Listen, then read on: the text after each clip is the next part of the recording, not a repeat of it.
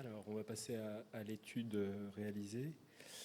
Donc, on a réalisé une étude observationnelle. 15 centres ont participé. Cette étude s'est faite en 2021 avec la demande de 3 mois de recul. Donc, on a terminé les inclusions en mars 2022. Les critères d'inclusion étaient des patients lomboradiculalgiques résistants au traitement médical, une arthrodèse monosegmentaire sur le segment L4, L5 ou L5, S1, avec un recul minimum de 3 mois.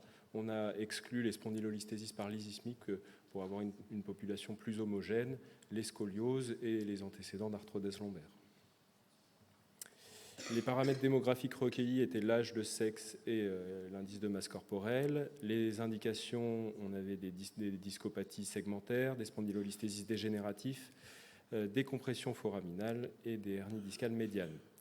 Le VA lombaire et radiculaire a également été recueilli. Alors, sur les paramètres radiographiques, on a mesuré la lordose lombaire globale, la lordose L4S1. Sur des radiographies centrées sur le disque fusionné, on a mesuré la lordose segmentaire. Pour L5-S1, la lordose segmentaire était entre le plateau supérieur de L5 et le plateau supérieur de S1. Pour L4-L5, entre le plateau supérieur de L4 et le plateau inférieur de L5. Et on a également mesuré la lordose discale sur ces radiographies centrées. On a mesuré la hauteur discale, qui était un ratio entre la hauteur du plateau supérieur, de la partie antérieure du disque, de la partie inférieure du disque, postérieure, pardon, et du mur antérieur de la vertèbre sous-jacente. On a également analysé le positionnement de l'implant, et avec un petit écueil sur le positionnement de la lymphe, notamment quand elles étaient très encombrantes dans le disque. On a analysé les impactions.